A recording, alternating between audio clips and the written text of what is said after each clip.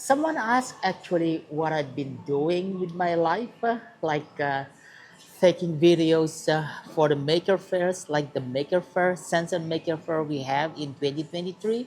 I've been showing videos in the Maker Faire since 2017. There has been like four Maker Fairs that I cover in the Philippines and in China. And what is it all about? Is it something about only money? In this video, I'm going to share to you my experience as official Maker for Media, that's so-called Maker Educators. What are the challenges actually? What I can gain from working for free as an official Maker for Media. So guys, stick around until the end of this video. All right, let's take it from the top. Okay, how did I started to become an official Maker for Media? Actually, in 2017, I see the advertisement. They're calling for the makers, and I would like to participate in that actually. And I wanted to show off my one of my greatest DIY project called the DR100W. It's a Class D power amplifier project. I would like to show to the maker community how me and my friend design this project in a DIY way, from the design concept about the prototypes, how we perform the modular integrations. This is very interesting. And then we go to the testing, and then we go to the live functional test. I mean, this is really interesting project, but the challenges is that me and my friends don't have the prototype because we just deliver one of the working prototype to one of our good friends somewhere in Korea.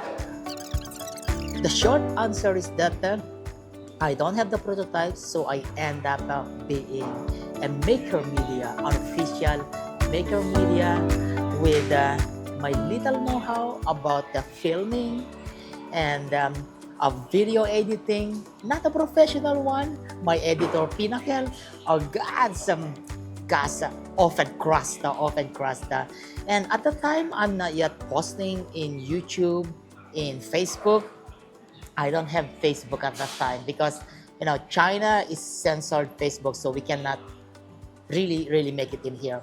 And short answer is that I'm not posting in the social media at that time of my personal videos.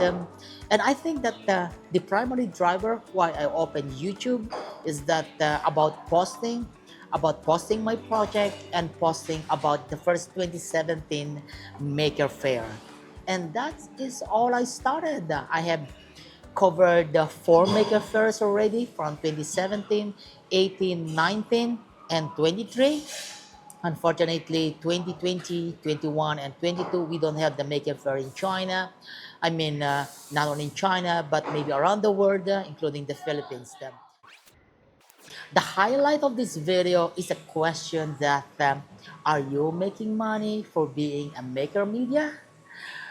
The quick answer is no, no, no.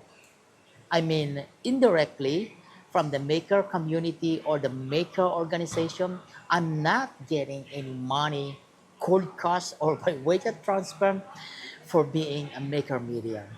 What is it all about? It's just participating in the maker fairs with that kind of fun. I mean, being with the community, like a socialization. I say that being a part of the maker firm, they call it the greatest show on earth. And then meet locally, you're gonna meet a lot of people, but then you're gonna be connected globally. Hi. Yeah, I'm taking some videos just for my YouTube. So I'm saying that meet locally, but you're going to connect globally, not only here in China, but also in many different parts of the world, like South America or North America, Europe, because you're gonna be a lot of people will going to join this maker firm, and then you exchange the contact, and from that contact, you're going to known by the maker communities, and your names and your videos will gonna be known to others as well. And with that, you will be able to get a leverage that, hey, this guy have the potential. Guys have the potential to carry on our project, maybe make some a kind of review, maybe posting it into the social media, in YouTube and so on and so forth. Well, I never thought about that one, but one day I got a call. Well, it's all about history right now. That is where I started to get paid for, taking videos for a real product that is being sold in the market. Well, my production is low cost. You can see already from the way I make videos in YouTube, and with some help from others in the real reviews and video footage, it can be improved actually with a better editing features, with a better know-how on editings, and by making it more like cinematic. That's the word. I never understand what is cinematic is all about. Well, I mean those kind of things that with the help of others, my production will be better. Yet they still can able to maintain that minimum payment for my production. That's it, guys. That's it.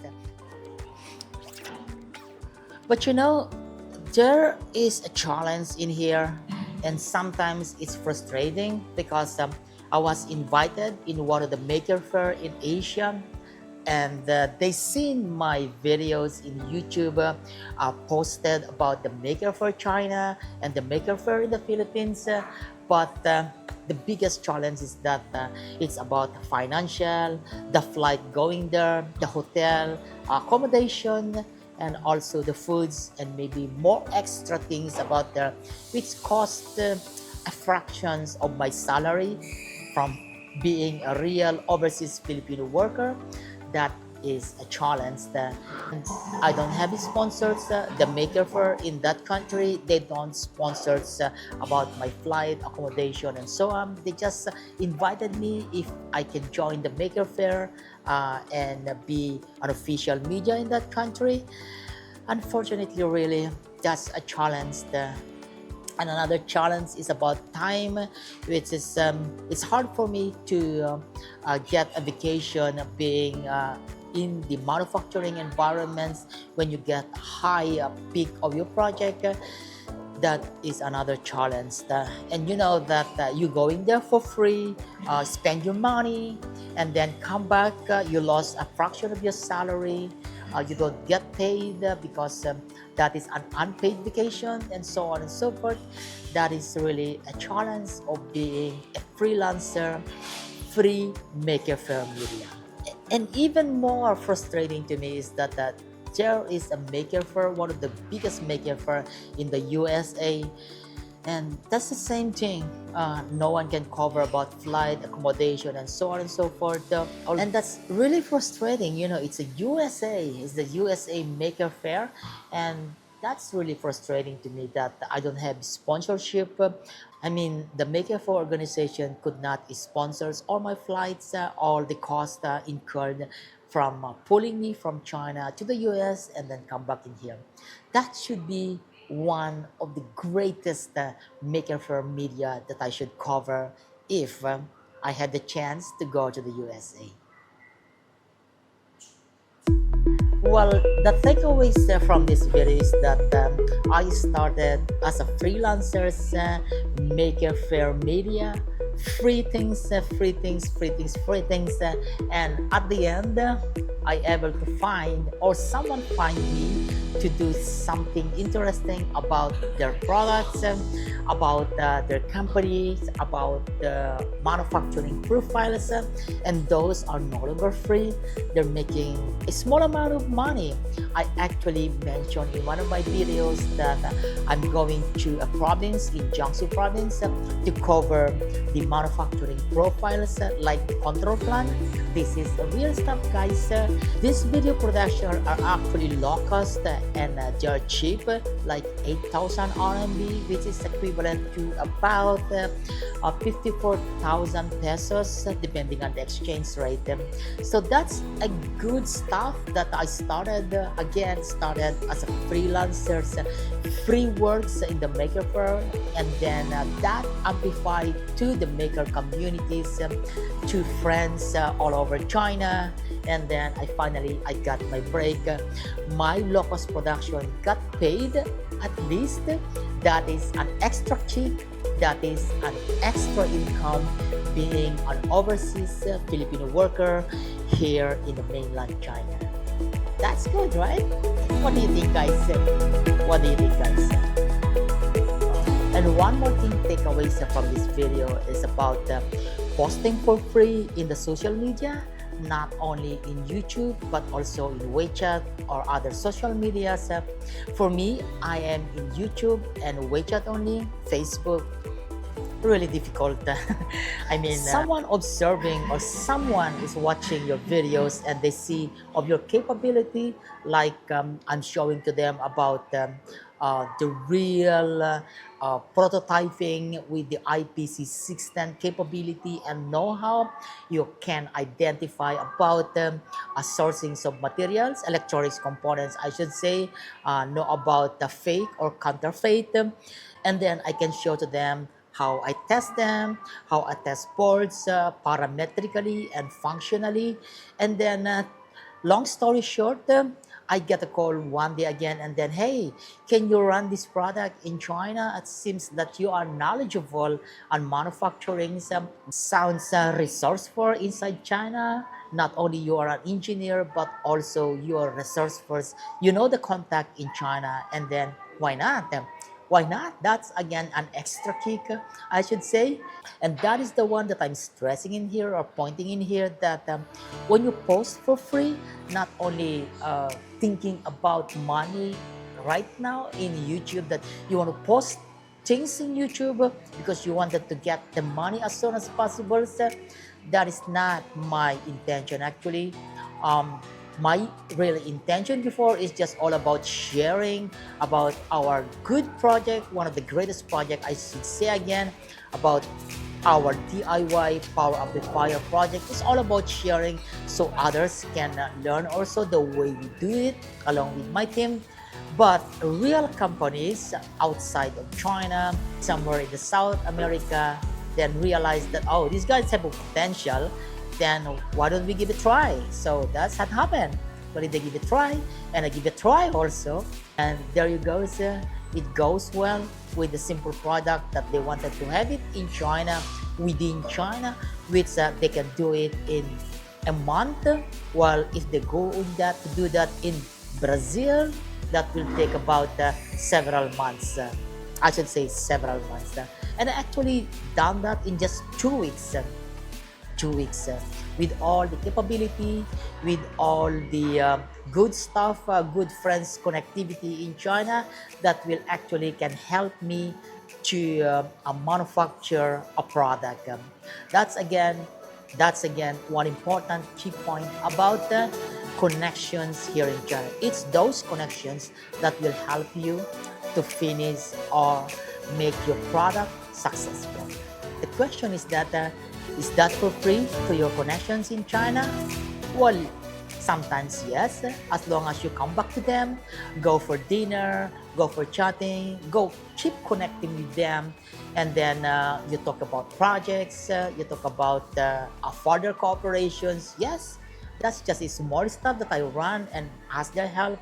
We're not talking a million USD project in here, but the good stuff in China is all about cooperations, connections, and those are the good stuff that probably we can't see that not even in my country, the Philippines. Frankly guys, I'd like to talk more about my adventure in China, all about starting from free works into something that get paid, but this video takes longer than the normal one. So I'm gonna end it in here from Starbucks at Changban in Dalian, Huizhou. I'd like to say thank you guys for watching my videos. Thank you for subscribing. Again, Earthlings who subscribe my videos in these channels, maraming salamat po. And I heard about aliens who want to subscribe to my channel as well, but that is no proof right now. The only thing that I believe is that we're not alone in the universe.